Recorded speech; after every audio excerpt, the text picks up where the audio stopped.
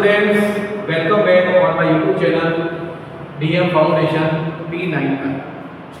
बेटा आज का अपना टॉपिक है सजीवों का नामकरण, नोमेनक्लेचर ऑफ ऑर्गेनिज्म। इसका नामकरण करने के लिए बेटा वैज्ञानिक कैरोलस लीनियस ने एक पद्धति विकसित की जिसका नाम रखा गया द्विनाम पद्धति।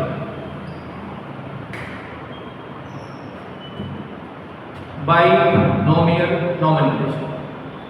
इस द्विनाम पद्धति के अंतर्गत कैरोलस लीनियस क्या कहता है कि यदि आप पादपों का नामकरण कर रहे हो तो आप इस्तेमाल करोगे ICBL, और यदि जंतुओं का कर रहे हो तो आप इस्तेमाल करोगे ICZ,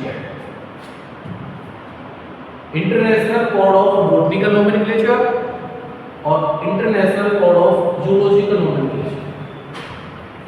बॉटनी यानी प्लांट्स,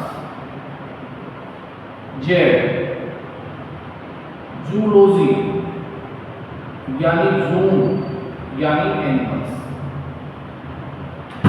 तो एनिमल्स के नोमेनक्लेचर के लिए अपन इस्तेमाल करते हैं ICZ और प्लांट्स के नोमेनक्लेचर के लिए अपन इस्तेमाल करते हैं ICBL।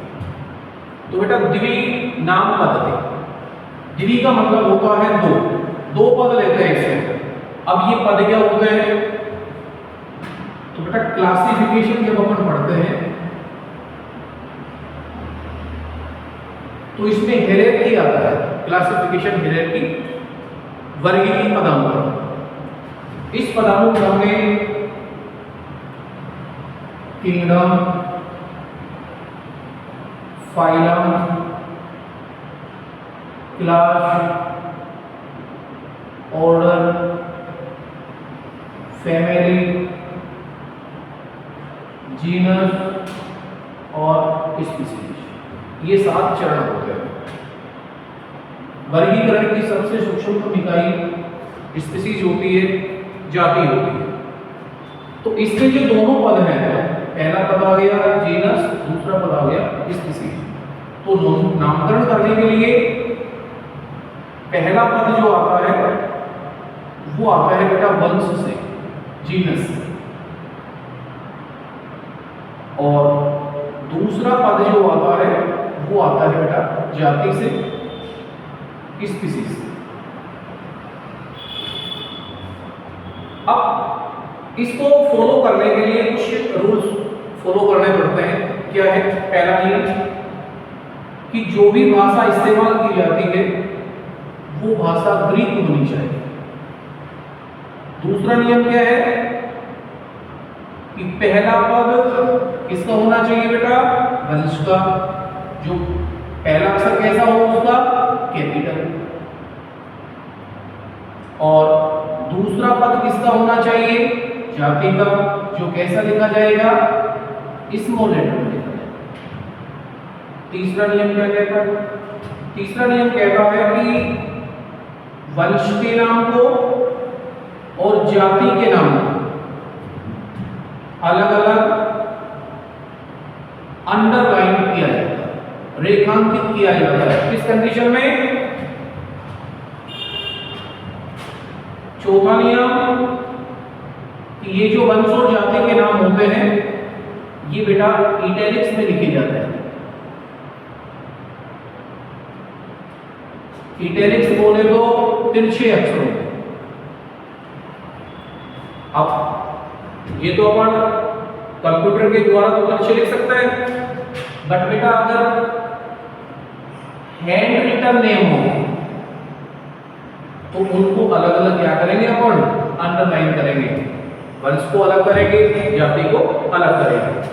और लास्ट जाति के नाम के अंत में बेटा वैज्ञानिक का नाम लिखते हैं शोध। जैसे इन सभी नियमों को मैं फॉलो करवा रहा हूं।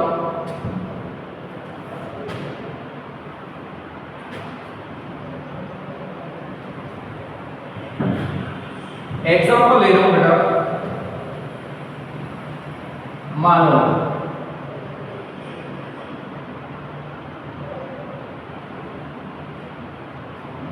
मानव का वैज्ञानिक नाम है होमो सेपियंस। अंग्रेजी में मानव को कहते हैं ह्यूमन।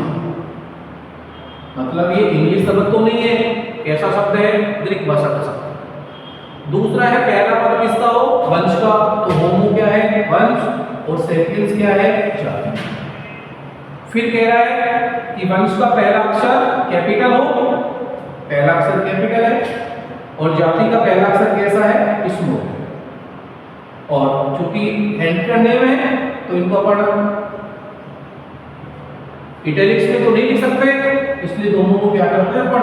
अलग अलग अंडरलाइन करते हैं और लास्ट में वैज्ञानिक का नाम लिखते हैं शॉर्ट में, जिसकी खोज लीनियस ने की थी, इसलिए लास्ट में लिखा जाता है ले। तो मानव का वैज्ञानिक नाम क्या हो गया? होमो सेपियंस ले। दूसरे एग्जांपल देखते हैं, मेंडल।